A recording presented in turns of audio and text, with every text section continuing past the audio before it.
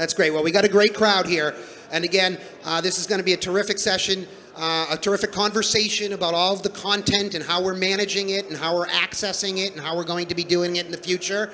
I want to introduce Mark Vena from Slingbox, from Sling Media, Scott Hancock from Plex, and Beth Bleckerman from Tech Mamas. Give them a warm hand. Thank you. All right.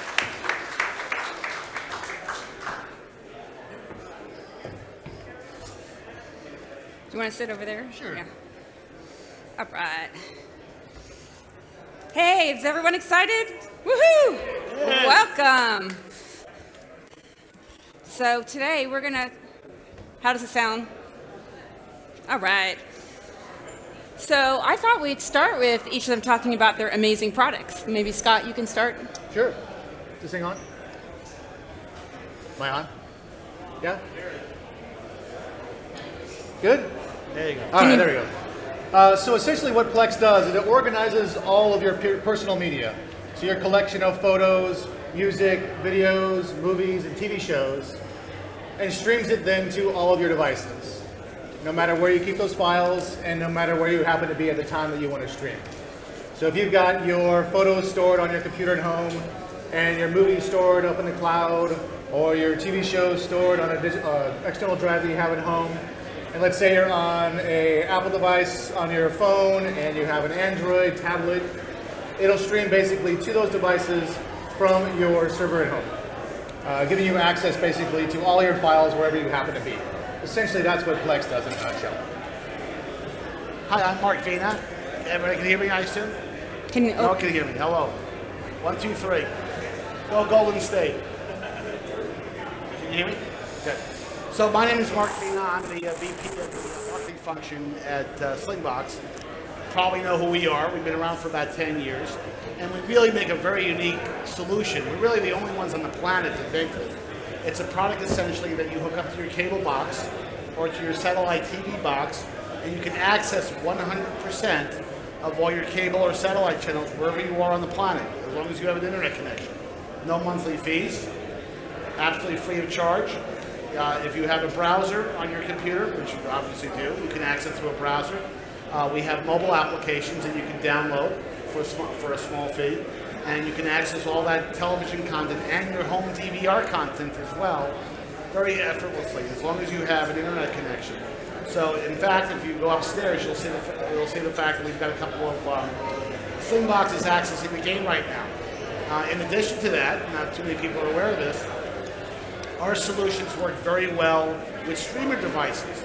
So, if you have a Slingbox hooked up to your cable box at home, and you have an Amazon Fire TV stick or a Chromecast or a Roku, for example, you can take one of those solutions, plug it into a TV, and you can project your cable TV content onto a 50-inch TV set wherever you are in the world. So, for example, that's what we're doing. We have Slingboxes at various places in California, and we're accessing that content via a Roku and I forget what the other solution was. I think we have an iPad upstairs interfacing the content. So we are very unique, and we're really the only ones who can provide that, and we call it TV Anywhere.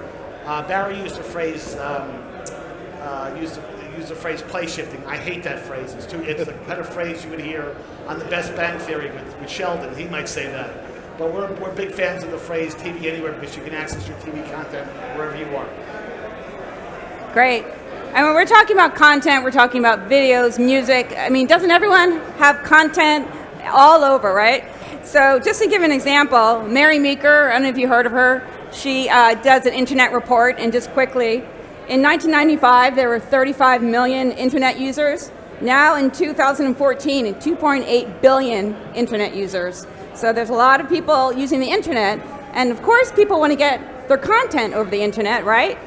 So maybe we'll start with the question of, is that everyone expects their content to be accessible, but really, how hard is it to get your media to your device? You know, we have all of our devices, right, that we carry around. How hard is it to get media to your device these days?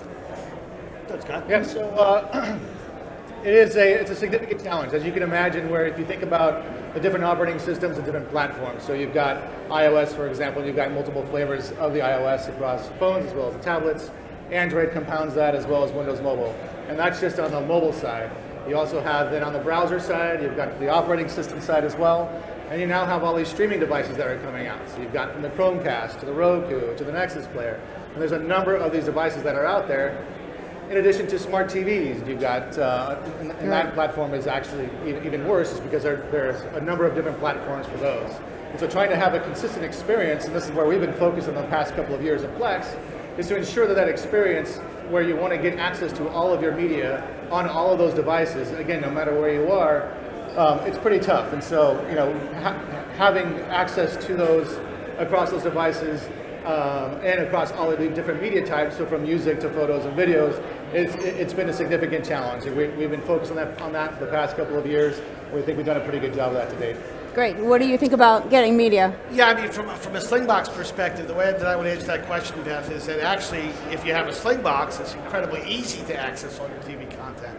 If you don't have a Slingbox and you want to access your TV content, it's pretty tough. I mean, the cable companies do have apps you can download if you've got a cable subscription. Generally speaking, you can just get a fraction of that TV content if you rely on your cable company. That's kind of disappointing if you want to watch a particular channel at a particular time and you find out you can't access it. The nice thing about a Slingbox is not only is it easy to set up, you get 100% of your channels. There's no geo-blocking. Geo-blocking is another technical phrase, meaning that if you go outside the country with a lot of solutions, like a good example is Netflix. If I want to use Netflix outside the US, it doesn't work. It's a US-based service. With Slingbox, because you're streaming your content, you can be on the planet Venus, and as long as you have an internet connection, you can get to that content. So we make it very, very easy to access your TV and DVR and your DVR content. So, I mean, that's a good point. Streaming, everyone thinks of streaming, but it's much more than Netflix, isn't it? Maybe you could kind of add to that, Yeah, that's a good point. When people hear the word streamer, they sometimes confuse a streamer with Slingbox. Now, Slingbox is kind of an interesting thing. It's like, I kind of compare it to the Reese's peanut butter chocolate. Peanut butter's great, chocolate's great, but when you use it together, it's a great combination. So we work very well with streamers, as I was mentioned before. So if you've got a streamer, that's terrific. But if you've got a Slingbox, you can use them together to access your TV and DVR content wherever you are on a large TV set. In fact, this projector right behind here, if I had a Roku stick, I could stick it into the HDMI slot in this projector, or whatever video app port it had, and I could project all my television content on that big screen. That's an enormous advantage, especially when you're traveling, you're going to a hotel room, you may not want to use the pay-per-view capability in the hotel room because it's very, very expensive. So both those capabilities are very, very unique and beneficial when they were used together. Right, we think about streaming, but the thing is, we all own a lot of movies, right? But it's also good to have access to your movies as well. I think at Plex, our focus is that access to the media you want, access to the media that you own, streaming is just the means to get to it. So right. you just want to get access to the stuff, all the stuff that you have, and you want it at your fingertips, and you want it to look beautiful. Streaming just happens to be the method of delivering that content. And so, for us, it's not just the movies, but it also is those TV shows as well as your personal content. So it's your home videos and your photos, and the ability to kind of share access to that and allow others to stream from you, so you can share those photos, you can share those home videos with your friends and family, and they can easily stream that as opposed to trying to share giant files to and from different cloud drives. Yeah, I think that's one of the hard challenges. It's sharing information. But talking about content, what content is really king? Maybe sports. I know there's a Warriors game going on tonight, so that might be top of mind. What do you think about sports content? Well, speaking for Slingbox, we've always been, the go-to product for people who want to watch live sports. I mean, when I bought my first Slingbox about a zillion years ago, back in the year 2003, 2004 period, I was, living in California. I was traveling quite a bit to Asia, and I wanted to access and watch the New York Giants. I should say that maybe here in San Francisco, but the New York Giants and the New York Yankees, because I'm from the East Coast. And at that time, there were not services available where you could watch those games. So it's a terrific boon to be able to have access to that capability. But it's from a convenience standpoint, it really is a terrific capability. And for us, it's always been about live events. Particularly sports. No one really wants to watch a recorded sports game, that you know the outcome of the game before you watch it. So our hallmark has always been watching live sports as it happens. People love to watch live news. And in fact, one of the things that people love about Slingbox, and again, we're the only solution that can do this, about watching local news. You really can't get that capability with any of the streaming services that are available today. If you live in San Francisco and you want to watch the local ABC affiliate or the local NBC affiliate for news while you're out of town or outside of the country, really Slingbox is the only way to do it. So for us, live TV, live sports is the big thing. Cool. And how about cord cutting? That's a word that everyone talks about. Who do you think benefits from cord cutting? Scott? Yeah, so I think up until recently, cord cutting's been very difficult to do. I mean, it requires a lot of hoops to jump through, and you got to acquire some equipment. You got to have a bunch of apps. It's an area where we've been focusing. Is that if you've curated your content, you should be able to access that wherever you are. So it's almost like your own personal Netflix or your own personal Flickr, your own kind of personal collection of all of this media. It's one window into all of those, all of that media type. And that's really good. Do you think customers need multiple platforms to cut the cord, or is it? Well, the thing I will say about cord cutting, just so we give you Slingbox's perspective on it, is that cord cutting for a lot of people is very seductive. Hey, I can cut the cord, I can save a lot of money for my local cable company, because cable companies are not very popular with people. But when you really dig into it, if you're used to cable, where you have 150, 200 channels, and you're comfortable with that, you'll find that it's very, very difficult to really cut the cord. Now, there are people who are shaving the cord, and shaving the cord means that people still have their cable subscription, but they might sign up for a service to access a streaming capability while they're out of town, although that does have restrictions if you travel outside the U.S. But one of the biggest myths of cord cutting is that I can somehow pay $40 a month and get 100% of the cable channels that I have. That's impossible. In fact, there's a variety of different configurators that you can go online and you can select different services, and you'll find that even if you sign up for 5 or 6 different streamer services, the Hulus of the world, the Netflixes of the world, Sling TV, which is offered by our sister company, Dish Networks, it becomes a very expensive proposition, and you're almost better off getting a basic cable package, because you are going to need internet access. So you have to be very, very disciplined when you're investigating whether an extreme cord cutting approach is really going to take care of your entertainment needs. It's definitely not for everybody. It's not for everybody.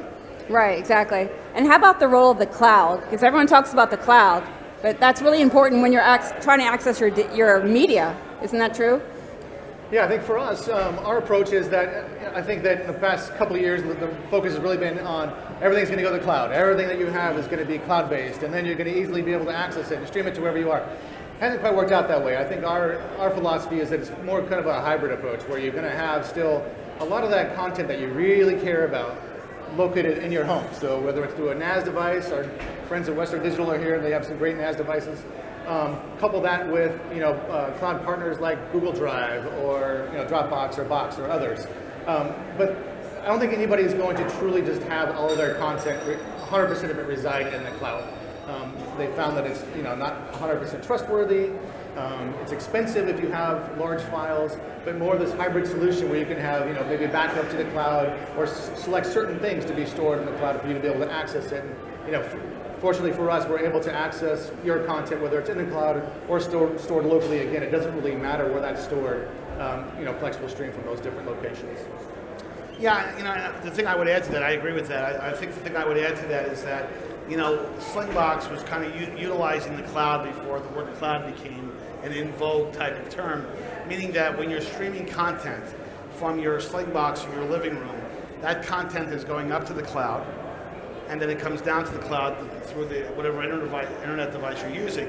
Now, the advantage that we have is that we have patented technology that allows you to get a high definition picture, because it comprehends, the technology comprehends the internet connection you have. So if you've got a mediocre internet connection, let's say where the content is coming from, but you have a better internet connection from where you're receiving it, the technology will optimize that connection. So even though you may have kind of a mediocre connection, when it travels through the cloud, we optimize it, and you get a high definition picture wherever you are. So that's how we kind of utilize the cloud and take that into advantage. But we think it's a transparent type of thing. I mean, we really don't spend a lot of time focusing on that because we want that experience to be transparent to the end user.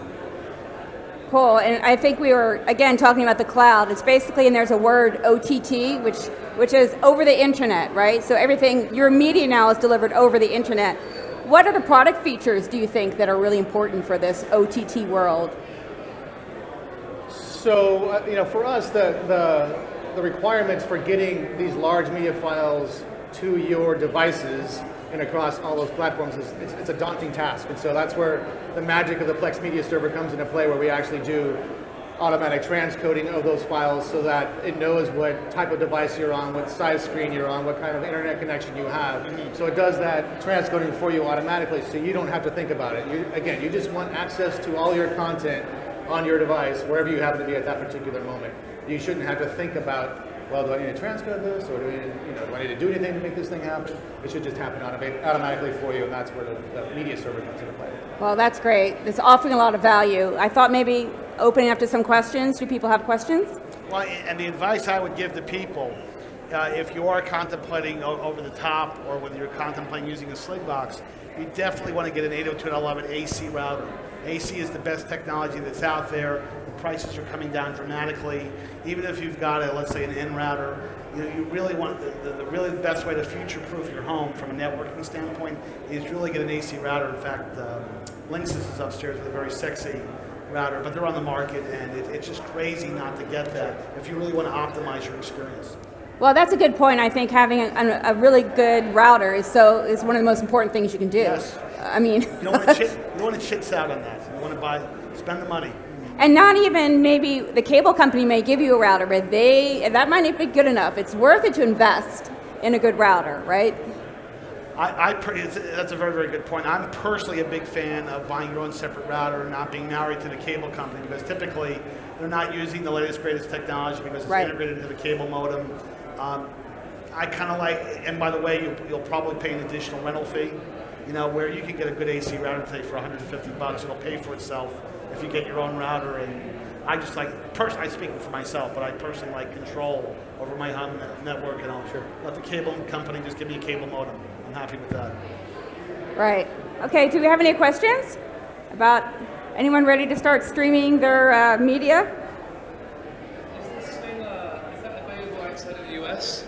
Yes. Is Sling available outside the US? Yes, so we ship, the Sling Box, of course, is available in the US, but we ship it in Europe. It's available in Japan.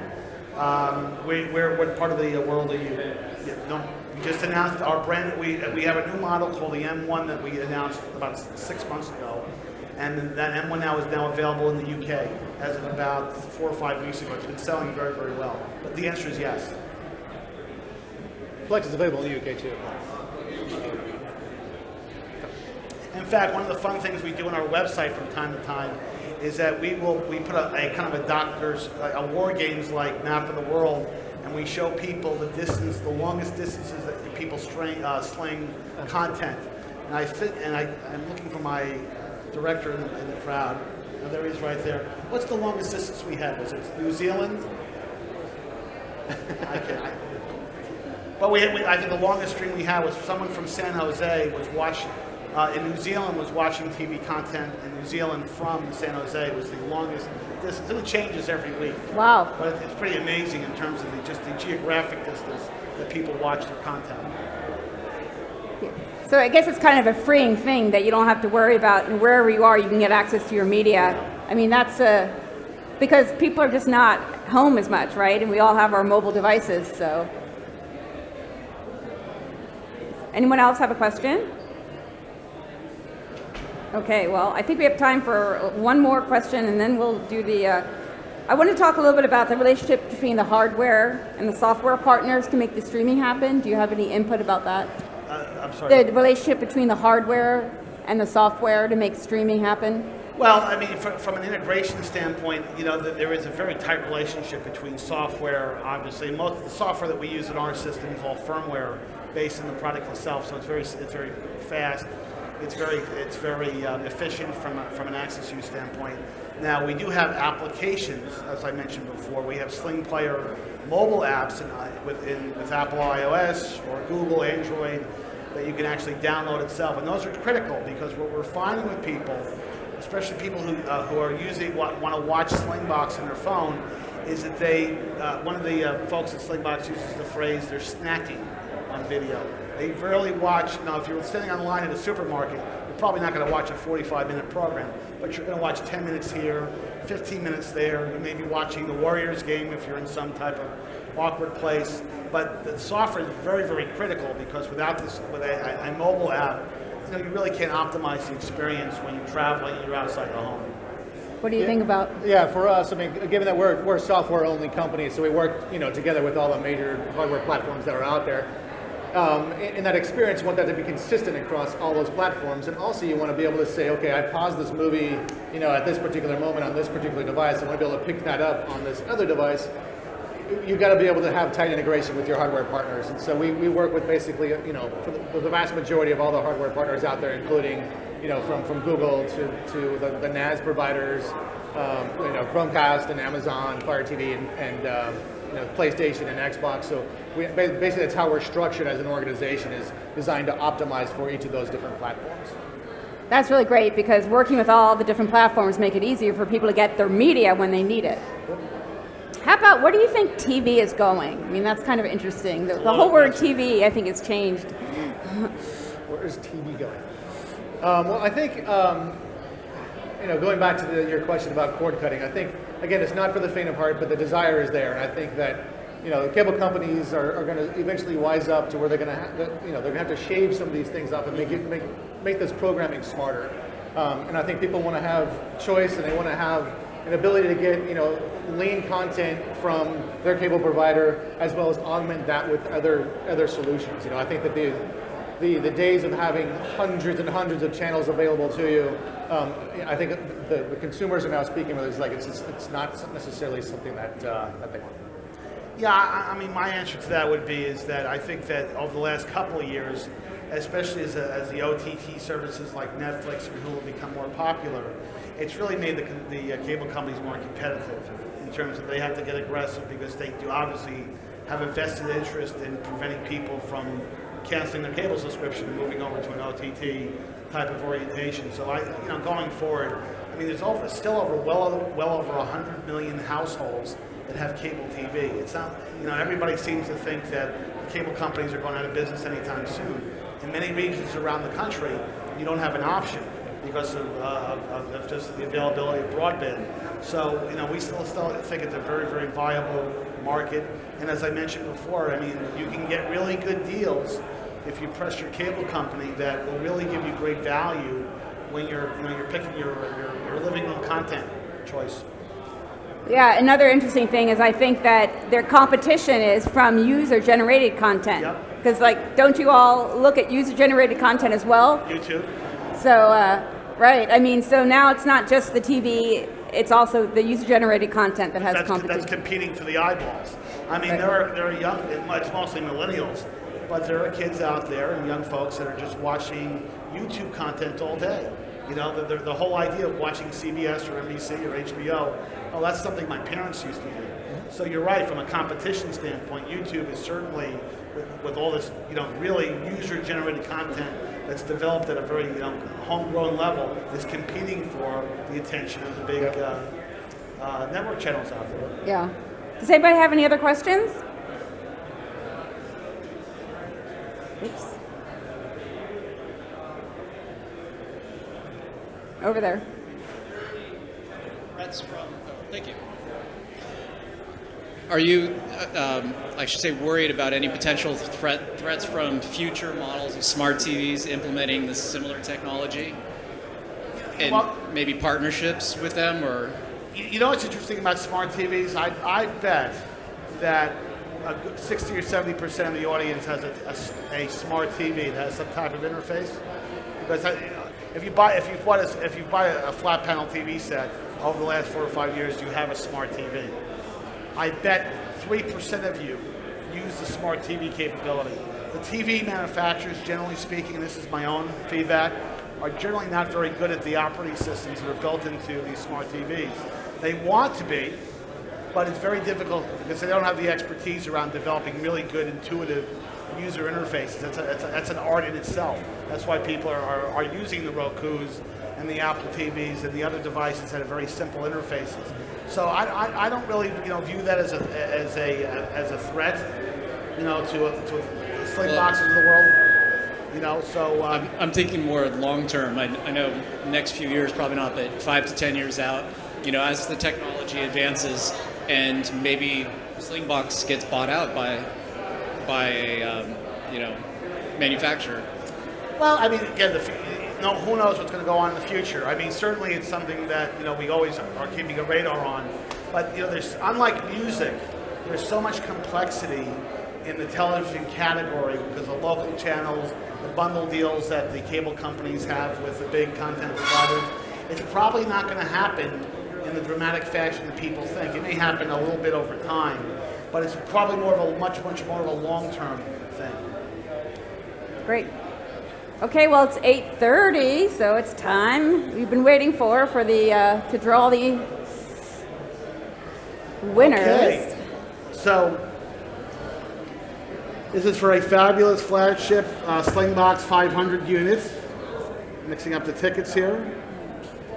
And the winner is 253321. 25. We got a winner here. Woohoo! We got to verify your ticket. Come on up. I think, is there anything That else? is a winner. Is there anything else we're picking? There we go. We're doing a lifetime Plex pass too. Okay. You're next then. You're next. All right. All right, one more. Now one more. We are raffling off a free lifetime Plex pass, which is a value of $150. Get you premium access to our premium features, I should say. Features like Cloud Sync and Plex Sync and a number of other content as well. And the winner goes to 253333. There you go. There you go. Oh, yay!